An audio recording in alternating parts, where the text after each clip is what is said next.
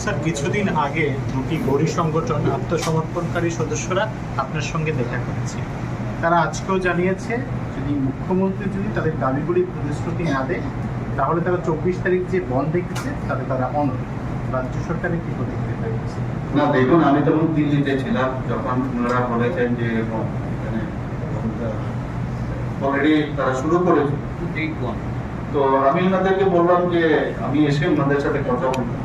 তো সেদিন আমি কথাও বলেছি এবং কথা বলার পরে দেবে ভেরি হ্যাপি এবং সবকিছুরই একটা রুলস রেগুলেশন আছে যা মানে অ্যাকর্ড হয়েছে। সে অ্যাকর্ড অনুযায়ী কে কি কাকে কিভাবে চিহ্নিত করা হবে তার বাইরে তো যাওয়া যাবে না। তো ওনার কিন্তু আমার সামনে এসে বললো যে ঠিক আছে, আমরা আর কিছু কিছু বলছি, কিছু কিছু উইন্ডো আছে, সে উইন্ডোর মধ্যেও কিন্তু সে উইন্ডোটাও কিন্তু এই যে আইন আছে আইনের মধ্যে রয়েছে। সেখানেও আমি আধিকারিকদের বলেছি যে উইন্ডোর মাধ্যমে যদি কোনো ওদের সুবিধা দেওয়া হয় নিশ্চয়ই করা হবে। এখন এটা ওনাদের বিষয়। আমি যখন বলেছি আমি ওনাদের কথাও রেখেছি, ওনাদের সাথে কথাও বলি দেবে রেখেছি।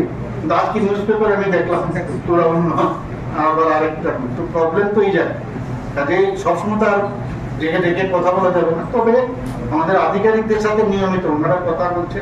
আমি আশা করি ত্রিপুরার উন্নতির সাথে বহুদিন হয়েছে।